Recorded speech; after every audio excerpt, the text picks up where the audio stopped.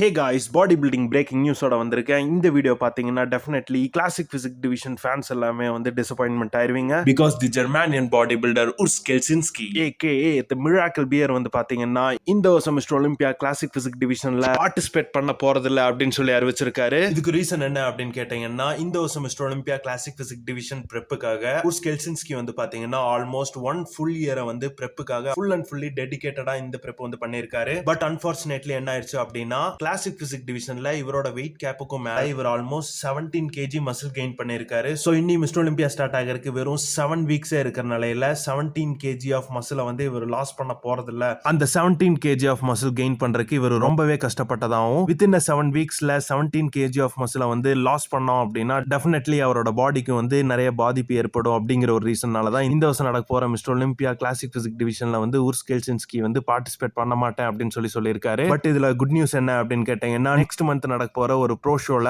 அதுவும் open body building division bro ஷோல வந்து மிராக்கிள் பியர் வந்து பார்ட்டிசிபேட் பண்ண போறதாவும், அந்த ப்ரோ ஷோல இவர் வின் பண்ணி குவாலிஃபை ஆகி இந்த வருஷம் நடக்க போற mister Olympia open body building டிவிஷன்ல பார்ட்டிசிபேட் பண்ண போறதாவும் அறிவிச்சிருக்காரு. இந்த நியூஸை கேட்டு எனக்கு ரொம்ப ரொம்ப எக்ஸைட்மெண்ட் ஆயிடுச்சு. ஸோ உர்ஸ் கெல்சின்ஸ்கியோட தாட் ப்ராசஸ் பத்தி நீங்க என்ன நினைக்கிறீங்க அப்படின்னு மறக்காம கமெண்ட்ல லீவ் பண்ணுங்க. இந்த மாதிரி இன்டர்நேஷனல் பாடி பில்டிங் அப்டேட்ஸ்க்கு பிமாஸ் ஃபிட்னஸ் அப்படிங்கிற இந்த சேனலை மறக்காம சப்ஸ்கிரைப் பண்ணிருங்க. அண்ட் இன்ஸ்டாகிராம்ல ஃபாலோ பண்ண மறந்துடாதீங்க. தேங்க்யூ.